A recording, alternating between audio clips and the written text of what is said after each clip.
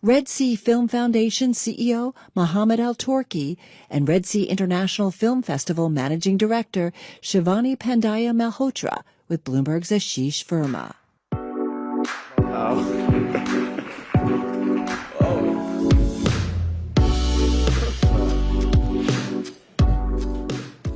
Where do I put my phone? On the floor. Sorry.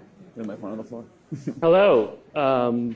Thank you for being here at Bloomberg Screentime. I wanted to just get started and talk a little bit about the fact that everybody here knows about, and is getting to know about the Red Sea Film Festival.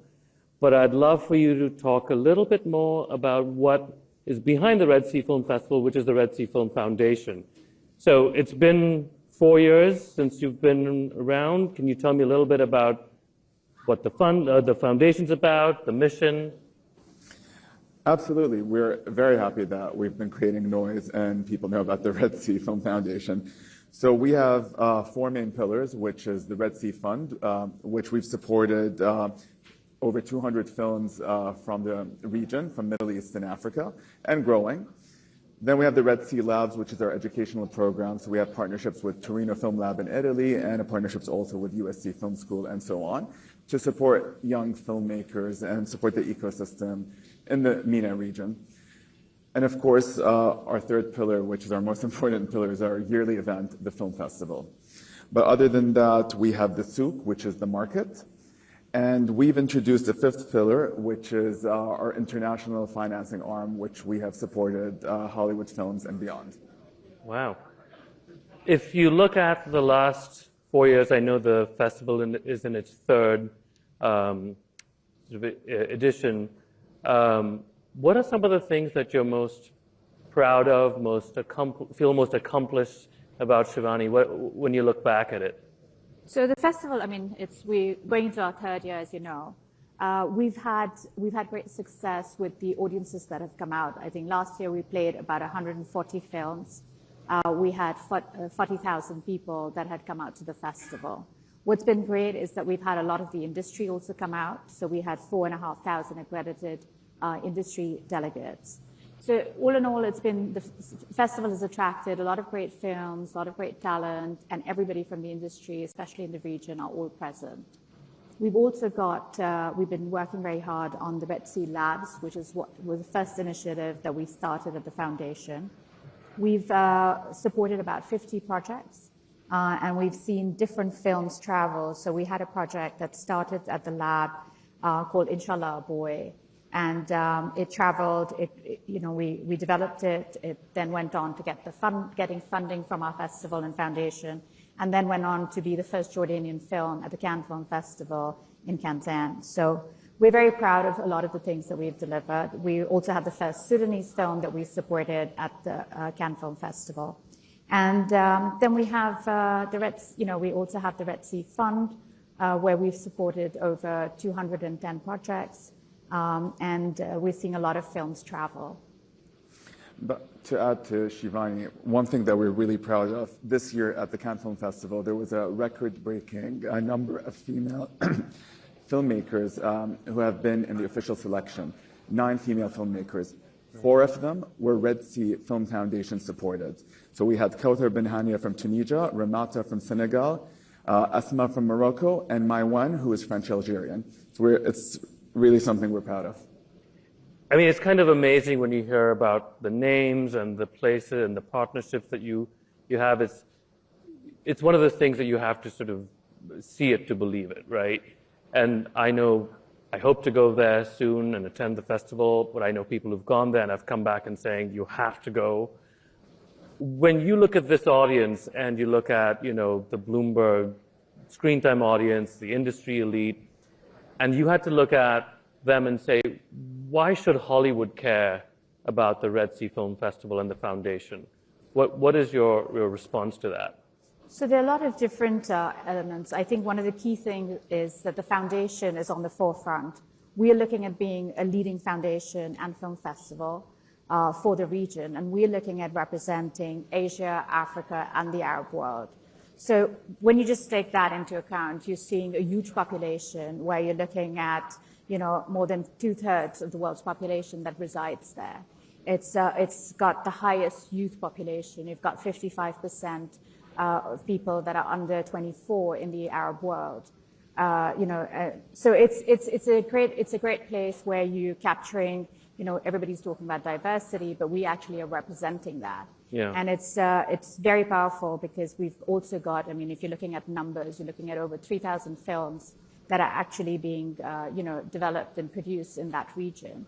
So we want to champion that, and we want to be on the forefront of it.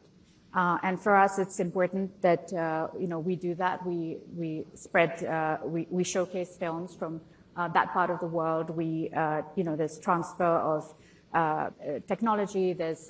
So there's a lot that we're doing. We're catering to that specific part of the world, and we want other people to come in. And so we're very international, but at the same time are very focused, and our heart will always be Arab, Asia, and the African world. And I love, we were talking earlier, this notion that just between India and China, there's 2.6 billion people, and you're talking about, inclusion and diversity, and there's a whole swath of the global population that wants to see itself on film, see itself in stories. And there's this sort of cross-pollination of films and viewing behaviors that are now transcending borders of countries. I remember you talking about Korea and Korean films and programming and Indian programming in the Saudi region as well. That's right. So I think what works really well, because we're geographically really well placed, and we've got there's a lot of synergy in the stories, and there's a lot of synergy in our cultures. So what we've seen is Korean cinema, and not only cinema, actually, pop culture is transferred across to the Arab world. It's very popular. It's very popular in Saudi. And then also there's, close proximity to India. So you've got, you see that woven in to some of the stories that are being told. So for us, it's an opportunity where we're also creating co-productions. We're telling each other's stories. We're taking it to the forefront. So we think there's a lot of excitement in the kind of content that can come out when all of us are working together. You also have Nigeria, which is Nollywood, and you've got so much production going on. And we feel that we can really help some of the underrepresented countries in Africa, again, because we're in close proximity, there's a lot of trade happening, and for us, it's just the next thing to do is also represent them on the entertainment side. Amazing. So coming this December, the Red Sea Film Festival, what are some of the things that you're looking forward to and are excited about?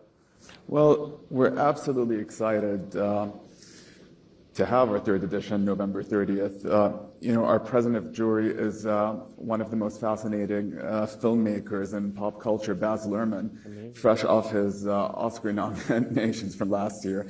I think it will be a big added value for young filmmakers from the region and beyond. So we're excited to welcome him as jury president, but also showcase the film selection, over 131 films. So we're excited about that as well. And a few announcements. We just had a few Hollywood co-productions. So we supported Michael Mann's Ferrari, two of Guy Ritchie's upcoming films, one that actually will be shooting in Saudi in the upcoming weeks. And of course, Johnny Depp's directorial return in Modigliani with an all-star cast, that we've used the Red Sea Labs to send young filmmakers from Saudi Arabia to learn the know-how on the set of the film in Budapest. So these are a few things that we're excited about. Yeah, the festival is taking place November 30th to December 7th. And last year we had a slew of directors come down. We had the likes of Spike Lee, we had Oliver Stone, we had Guy Ritchie. Luca Guadagnino. Luca Guadagnino, that's right. So we haven't yet announced our program, and we haven't announced all the guests coming through. But there's a lot of excitement. Our slate is fantastic. We just reviewed it recently. So we are now, looking forward to everybody joining us this December. Excellent. Well, thank you for being at Bloomberg Screentime. Thank you for enlightening us more so about Red Sea Film Foundation and the festival. And hopefully we're all booking our tickets to Jeddah this coming November, December. Thank you.